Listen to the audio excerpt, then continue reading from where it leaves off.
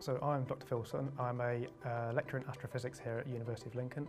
My main areas of research are exoplanets, planetary science, specifically rings around planets, because they're quite interesting in looking at how things like moons form and that. So that's my main areas of research that I'm interested in.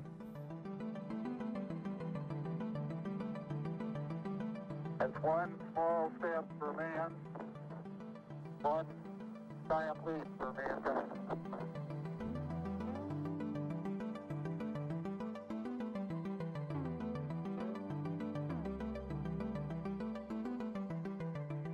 On July 20th, 1969, Apollo 11 landed on the moon, and it was the first time that humans had set foot on the moon. Now that the Apollo missions ran for about 3 years, so it wasn't a very long period of time before humans were then no longer on the moon. But what they actually did as part of that was they left equipment on there which formed part of an experiment which ran for over 40 years.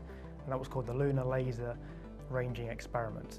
And what that was just to leave reflectors on the surface, so a bit like mirrors, and they would then shine lasers from Earth to the moon, and they could then measure delays in the signal of that laser, and we could get the distance basically. What was the importance of actually measuring the distance of the moon and the Earth? You know, surely it's there, it's a set distance. Well actually, in the 50 years that actually the moon, or we have been to the moon, we've measured it as moving away from us of about 8 meters. And actually the length of a day on Earth has actually increased by 1 millisecond.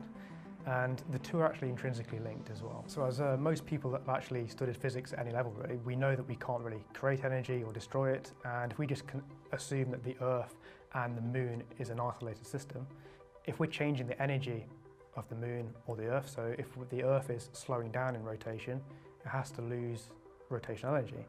And again, if the moon is actually going on a larger orbit, it's moving further away, it actually has to increase in energy.